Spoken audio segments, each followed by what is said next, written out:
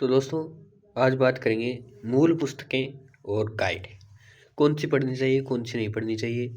बहुत मिलेंगे आपको मूल किताबें बताने वाले, ठीक है। बहुत यूनिवर्सिटियों की किताबें चलती हैं, सबको पता है। और ये दो बुक्स हैं, मैंने 9-10 की रख रखी है। ऐसे बहुत सारी किताबें आती हैं आरबीएससी बोर्ड की, उसके बाद एनसीईआरटी रह जाती है।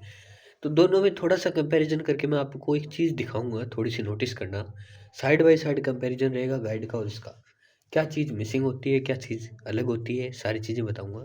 तो जैसे मैं यहाँ पे एक टॉपिक खोलता हूँ इसमें, ठीक है। उससे पहले वीडियो लाइक शेयर सब्सक्राइब जरूर कर लेना। और ये बुक जो दोनों हैं अपन अपने चैनल पे पढ़ाने वाले भी हैं, ठीक है।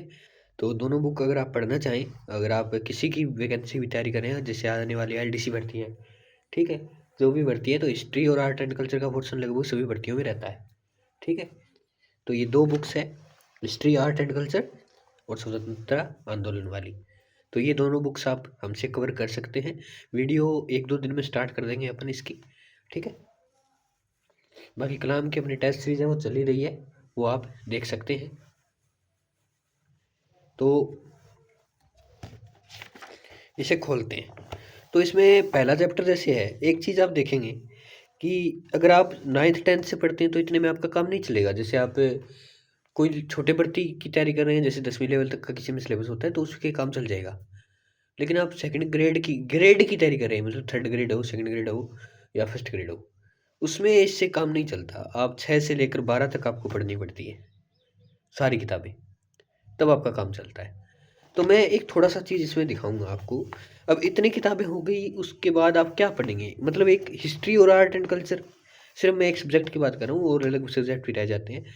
क्या इसके लिए आप 6-6 बुक्स पढ़ेंगे? उसके बाद एनसीईआरटी अलग रह जाती है, 6 नहीं 8 हो गई, 6 से, हाँ 6 वो हो गई, और 6 ही एनसीईआरटी हो गई।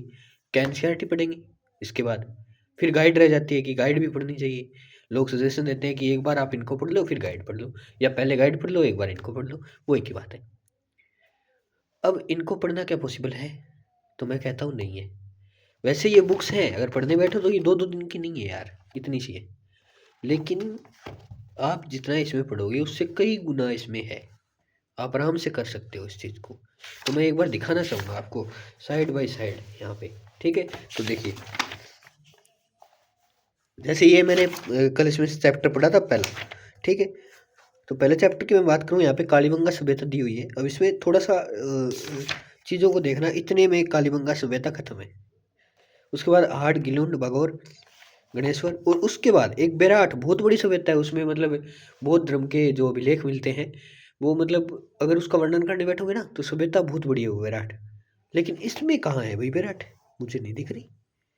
देखो देखो कहाँ है, बताओ। ये रही, इतने से पैराग्राफ में पूरा का पूरा सल्टा दिया गया विराट सभ्यता को। अगर आपको विराट पढ़नी है तो आपका इस बुक से काम नहीं चलेगा, नहीं चलेगा इससे। तो क्या पढ़े? मूल पुस्तकें, इससे पढ़े। इतने से पैराग्राफ में विराट सभ्यता को निपटा दिया गया भाई। अब दूसरी बुक लाओ, किसी और मतलब 11वीं क्लास की लाओ, 12वीं क्लास की लाओ, एनसीईआरटी लाओ, उसमें थोड़ा बड़ा मिलेगा, वो पढ़ो। ऐसे ऐसे पढ़ोगे? ऐसे पढ़ा जाएगा? अब मैं इसका दिखाता हूँ, नाथ का। ये नाथ की गाइड है, ऐसी और भी गाइड से आती है। गाइड सब अच्छी है, कोई बुरी नहीं है, ठीक है। और मैं दिखाता हूँ, इनमें विशेष तौर पे इन्होंने मेंशन भी किया है कि एनसीईआरटी और आरबीएससी का सार लिखा गया है इसमें, 6 से 12 का। अब देखो मैं इसमें दिखाता हूँ यही चीज़ सेम।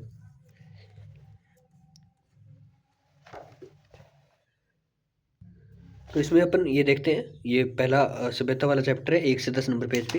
तो सी का मैं 1 से 10 नंबर पेज निकाल लेता हूँ, ये रहा, ठीक है। ये सभ्यता खुल गई, ये मैंने पढ़ी है। तो देखो इसमें जो मैं आपको दिखा देता हूँ, पहले कालीबंगा से शुरुआत करते हैं। उसमें कालीबंगा 2 पैराग्राफ में निपटा दी गई, 2 पैराग्राफ उस बुक के माने तो इतना में कवर हो जाती है। उसके बाद इसमें इतना कुछ दिया गया है। अब क्या उससे अलग है? ये बिल्कुल अलग है।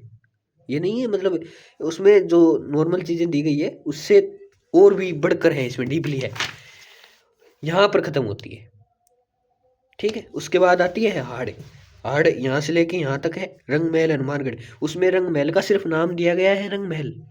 बाकी सभ्यता के नाम पे कुछ नहीं है, सिर्फ नाम दे दिया कि रंग महल हनुमानगढ़ में है। इसमें प्रॉपर विस्तार है उस चीज़ का। अब आप बोलेंगे कि सर मतलब इतना पढ़ेंगे तो करके क्या आएंगे एग्ज़ाम में, टाइम बर्बाद होगा, इतना थोड़ी पढ़ सकते हैं।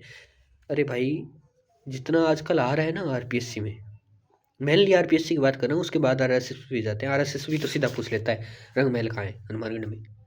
ऐसा नहीं है, आरपीएससी ऐसे नहीं पूछेगा रंग महल कहाँ है। आरपीएससी ऐसे क्वेश्चन निकाल के लाएगा कि पूछो मत। ठीक है, तो वो चीज़ है।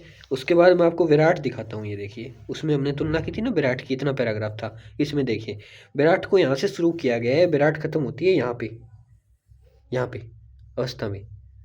ठीक है, ये जो अशोक के विराट से लड़ेगा, ये थोड़ी सी छपाई में गड़बड़ है इसकी, क्योंकि ये जो यहाँ का पोर्शन है वो सेम यहाँ दिया गया है, तो वो थोड़ा सा छपाई में हो सकता है, बाकी ये यहाँ पे ख़त्म होती है।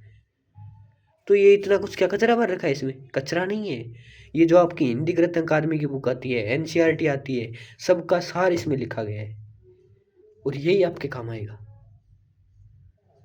तो मेरा मोटिव इस वीडियो के माध्यम से इतना ही था कि मूल किताबों के पीछे भागने से अच्छा आप एक गाइड ले लो और उससे अच्छी तरीके से तैयार कर लो। अब जितना इस मूल किताब में दिया गया है ना मेरे भाई, उतना इसके एक पैराग्राफ में है। देख लो, पढ़ लो। क्या पढ़ोगे मूल किताब? ये बताऊँ, ये किस काम की है? सही बताता हूँ, रियलिटी। आरएसएस का पेपर उठा लो, उसके काम की है। आरपीएससी लेनी है तो गाइड लेनी पड़ेगी, मूल किताबों से काम नहीं चलेगा। ये आरपीएससी का बयान जरूर है कि मूल किताबें पढ़े, पर मूल किताबें बहुत हो जाती है। मैंने ऐसे नहीं कहता मूल किताबों से काम नहीं चलेगा, चल जाएगा, पर मूल किताबें जब आपको पढ़नी पड़ेंगी ना बेटा, तो 40-40, 50-50 पुस्तकें हो जाएंगी। अगर अगर मेवाड़ के इतिहास की बात करूँ ना, तो मेवाड़ के इतिहास पे पूरी एक बुक मिलेगी आपको। क्या वो पढ़ना पॉसिबल है? नहीं है। तो ये चीज़ें हैं, और ये बुक्स सिर्फ उनके लिए बढ़िया है जैसे वो एलडीसी हो गया, और जो अपना कांस्टेबल भर्ती हो गई। नॉर्मल एग्जाम जो होते हैं ना उनके लिए, आरएसएस भी जिसके एग्जाम करवाती है उनके लिए बढ़िया है। हालांकि इतना तक कहूँगा, पटवारी में भी एग्जाम आता है ना, उनके लिए भी बढ़िया है, पटवारी एग्जाम तक भी। लेकिन आप आरपीएससी के एग्जाम पे, चाहे ईओआर हो, चाहे आप असिस्टेंट प्रोफेसर हो, चाहे आप first grade lecturer, second grade, third grade तो फिर भी चलो आरएसएसबी के अंडर आ जाता है, फिर भी ग्रेड के एग्जाम जितने भी हैं, प्लस में असिस्टेंट प्रोफेसर, कॉलेज लेक्चरर, जो भी जितना भी होता है आरपीएससी के थ्रू, तो आरएस लेवल का तो कहना ही क्या है। लेकिन ये है कि आप मूल किताबें नहीं पढ़ सकते बेटा। तो वो बयान है, वो मुझे नहीं पता किस आधार पे दिया गया है, लेकिन एक चीज़ कहूँगा, ये जो इसमें दी गई है ना चीज़ें, मैं ऐसे नहीं कह रहा, मैं कोई इसका पेड प्रमोशन नहीं कर रहा हूँ। ठीक है, और ना मुझ जैसे छोटे चैनल को ये पेड प्रमोशन क्या देंगे भाई, इनकी ऑलरेडी इतनी बुक्स बिकती है।